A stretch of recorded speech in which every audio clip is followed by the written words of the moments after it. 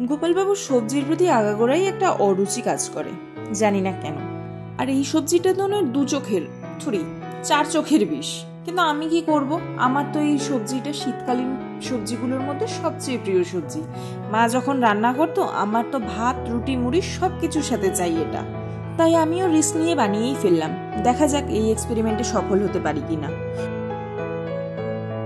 প্রথমে বিটগুলোর মাথার দিক ও লেজের দিকটা কেটে খোসাটা ছাড়িয়ে ভালো করে জল দিয়ে ধুয়ে মিহি করে গ্রেট করে নিতে হবে।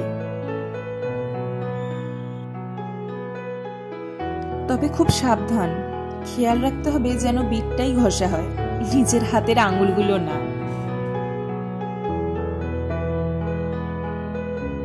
যাই হোক, বিটটা ঠিক এইভাবে মিহি করে ঘষে নিতে হবে।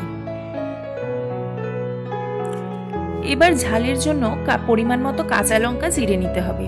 আমি এখানে 2টো কাঁচা লঙ্কা মাঝখান থেকে চিড়ে নিয়েছি, আর তার সাথে কিছুটা ধনেপাতা কুচি করে নিয়েছি। এবার কড়াইয়ের মধ্যে 2 টেবিল চামচ মতো সর্ষের তেল দিয়ে গরম করতে হবে। তেল গরম হলে কালো জিরে ফোড়ন দিতে হবে অল্প কিছুটা, আর সাথে একটা শুকনো লঙ্কা ফোড়ন দিয়ে ভালো করে নেড়ে চেড়ে নিতে হবে। এবার ওই তেলের মধ্যে গ্রেট করা বিটটা ঢেলে দিতে হবে।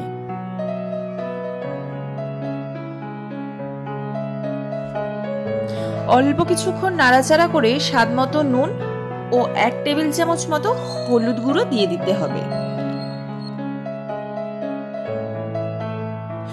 ভালো মতো নাড়াচাড়া করে আগে থেকে কেটে রাখা কাঁচা লঙ্কা ও 1 টেবিল চামচ মতো গোলমরিচ গুঁড়ো ছড়িয়ে ভালো করে নাড়াচাড়া করতে হবে। আবার বিটটা যখন কড়াইতে লেগে আসবে তখন হাতের মধ্যে অল্প কিছুটা জল নিয়ে ছিটিয়ে দিতে হবে। হয়তো এটাকেই বলে হাতের জাদু। এরপরে 1 টেবিল চামচ মতো চিনি দিয়ে নাড়াচাড়া করতে হবে। সব শেষে কুচনো ধনেপাতা ছড়িয়ে নামিয়ে নিতে হবে। এখানে বলে রাখি, এই বিটটার মধ্যে রোস্টেড বাদামও দেওয়া যেতে পারে, তবে আমি শিওর ছিলাম না গোপালবাবু আদেও খাবে কিনা, তাই জন্য আমি আর বাদামটা দেইনি। তোমরা চাইলে দিতে পারো।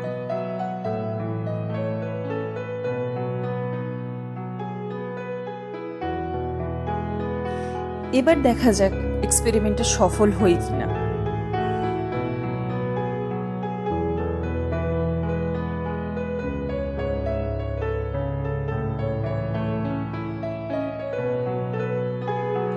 বিটটা ছিল ভালো হয়েছে, এভাবেই করে আচ্ছা।